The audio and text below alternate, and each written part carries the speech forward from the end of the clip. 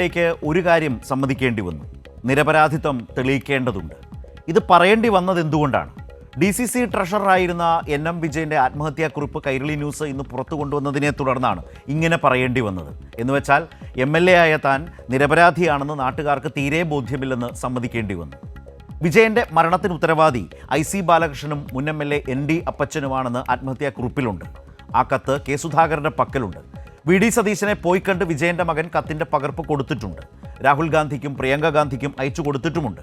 Party നേതാക്കൾ മൂലം വരുത്തിവെച്ച കടബാധ്യത തീർക്കാൻ ഇവരാരും സഹായിച്ചില്ലെങ്കിൽ 10 ദിവസം കഴിഞ്ഞ് കത്ത് പോലീസിന് നൽകാനാണ് വിജയൻ മകനോട് പറഞ്ഞു വെച്ചത്.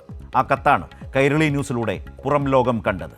ആത്മഹത്യാ പ്രേരണയെന്ന കുറ്റം സ്പഷ്ടമായി ചുമത്താവുന്ന കേസിൽ MLA സ്ഥാനം രാജിവെച്ച് IC ബാലകൃഷ്ണൻ നിരപരാധിത്വം തെളിയിക്കണം. മരണക്കുറിപ്പ് കിട്ടിയിട്ടും എത്ര ക്രൂരമായാണ് കോൺഗ്രസ് നേതൃത്വം വയനാട്ടിലെ കോൺഗ്രസ്സുകാരുടെ വിജയേട്ടനോടും കുടുംബത്തോടും പെരുമാറിയത്. നീതി നിഷേധത്തിൻ്റെയും മനസാക്ഷിയില്ലായ്മയുടെയും തെളിവായിരുന്നു K. സുധാകരൻ്റെ ഇപ്പോൾ നമ്മൾ കേട്ട ആ വാക്കുകൾ.